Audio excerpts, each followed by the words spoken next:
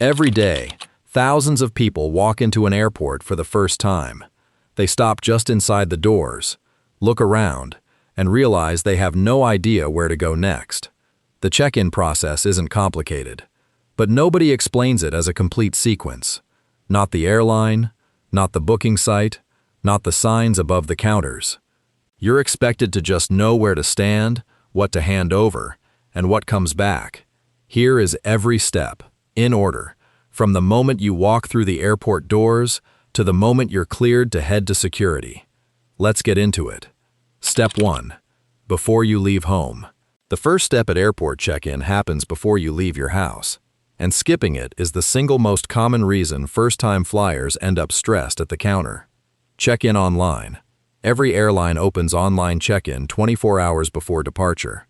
You enter your confirmation number and last name on the airline's website or app. In return, you get a digital boarding pass, either as a PDF in the airline's app or as an Apple Wallet or Google Wallet file. Doing this at home gives you 3 things. First, it locks in your seat assignment. If you haven't selected a seat, online check-in is when you choose one. Wait until you're at the airport and you take whatever is left, usually a middle seat near the back. Second, it confirms the flight is operating on schedule. If there's a delay or cancellation, you find out before you leave the house, not after you've parked and walked to the terminal. Third, it determines which line you stand in at the airport. Passengers who have already checked in use a different, shorter line than passengers who haven't. You also need to know your airline's baggage rules before you arrive. Domestic airlines in 2026 typically allow 1 carry-on bag and 1 personal item for free. Checked bags cost extra unless you have a specific fare class, a co-branded credit card, or elite status. The fee is higher at the airport than online, so if you know you're checking a bag, pay for it during online check-in. Check-in online, know your bag situation, have your boarding pass ready. That's the first step, and it costs you 10 minutes at home and saves you 30 at the airport.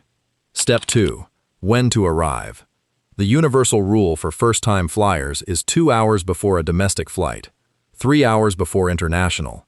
Not 1 hour and 45 minutes, 2 full hours. Here's why that number exists. Security lines are unpredictable. Check-in counter lines are unpredictable. Gate changes happen. And first-time flyers navigate the airport at roughly half the speed of someone who's done it 20 times. The 2-hour buffer is not a suggestion from cautious travel bloggers. It's the amount of time that absorbs a 20-minute security line, a 15-minute check-in line, a 10-minute wrong turn, and still leaves you sitting at the gate with 40 minutes to spare.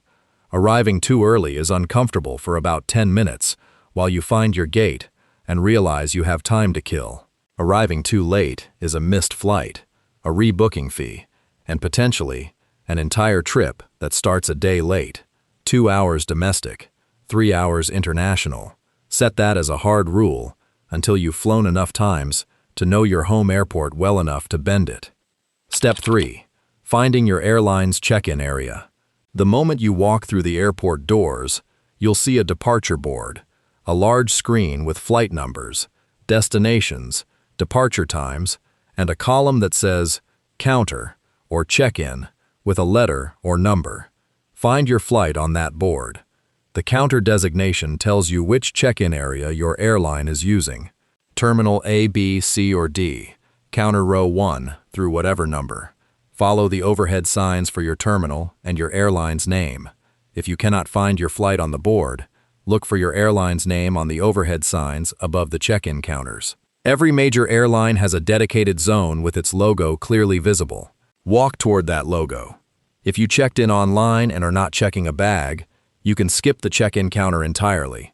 Go directly to security with your digital boarding pass. If you are checking a bag or did not check in online, proceed to your airline's counter. Step 4. The check-in counter. Now, here's something most passengers don't think about. The person at the check-in counter is the last airport employee who can fix a problem with your booking before you're in the system and moving toward the gate. Treat this interaction accordingly. When you reach the front of the line, you will be called forward by an agent. Walk up to the counter and have your documents ready.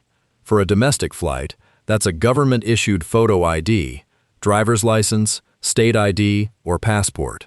For an international flight, that's your passport. The agent will ask for it. Hand it over. Do not hand over your booking confirmation unless asked. The agent finds your reservation using your name and ID, not your confirmation number. The agent will verify your identity, confirm your destination, and ask 2 questions. First, are you checking any bags? If yes, place your bag on the scale next to the counter.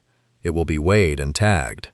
If it's over the weight limit, usually 50 pounds for domestic, 70 for some international, you'll pay an overweight fee, so weigh your bag at home. Second, did you pack your bags yourself and have they been in your possession at all times? This is a security question. The answer is yes. The agent will then print your boarding pass if you don't already have one, hand it to you along with your ID, and point you toward security. The interaction takes about 90 seconds. It is not an interview. It is not an interrogation. It is a transaction. Step 5.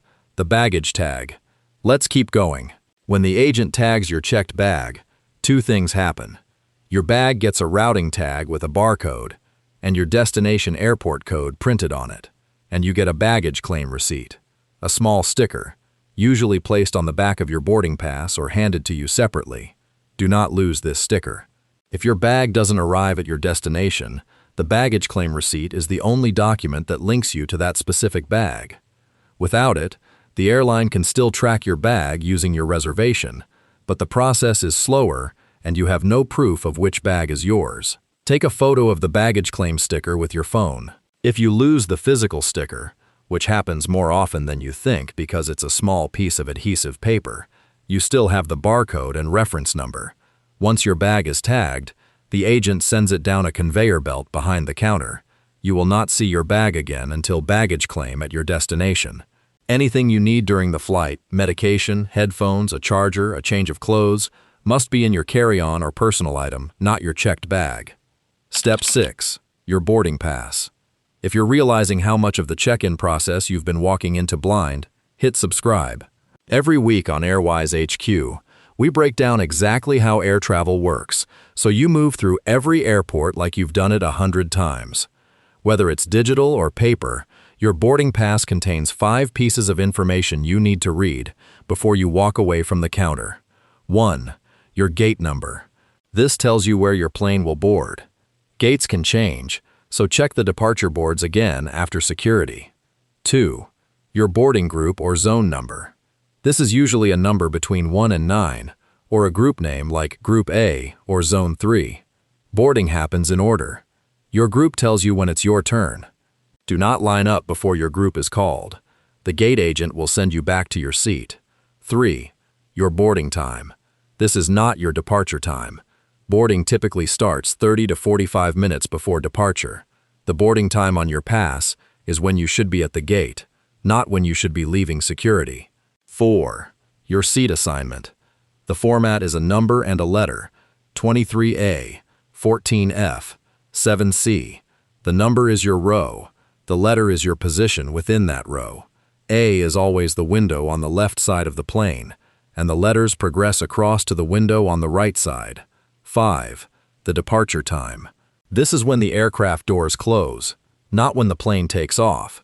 If you arrive at the gate at the departure time, you have already missed your flight. Read all 5. Gate, boarding group, boarding time, seat, departure time. Know them before you leave the check-in area. Step 7. Toward security. The check-in process ends when you have your boarding pass in hand and your checked bag, if you had one, is on the conveyor belt behind the counter. What comes next is security screening, which is a separate process with its own sequence of steps. From the check-in counter, follow the signs for security or TSA checkpoint. The signs are almost always overhead and visible from the check-in area. If you don't see them, look for the line of people moving toward a checkpoint. It's the largest concentration of passengers after the check-in counters. Before you enter the security line, do 2 things. First, put your ID and boarding pass in an easily accessible pocket or hand. You'll need to show both at the checkpoint entrance. Second, finish any food or drink you're carrying. Liquids over 3.4 ounces are not permitted through security. and you cannot bring an open beverage into the screening area. The security checkpoint is its own process and deserves its own explanation. But from a check-in perspective, the sequence is complete. You arrived, you located your airline, you checked in, you dropped your bag, you have your boarding pass, you're moving toward the gate. The airport check-in process feels intimidating the first time because nobody walks you through it in order. But it's a straight line. Check in online at home, arrive 2 hours early, find your airline on the departure board, present your ID at the counter, keep your baggage receipt, read your boarding pass, head to security. None of these steps require special knowledge. None of them require you to be a frequent flyer. They require you to know the sequence. And now you do. Drop a comment below. Was there anything about airport check-in that surprised you the first time you flew, or anything you're still unsure about? I'd love to know. See you on the next one.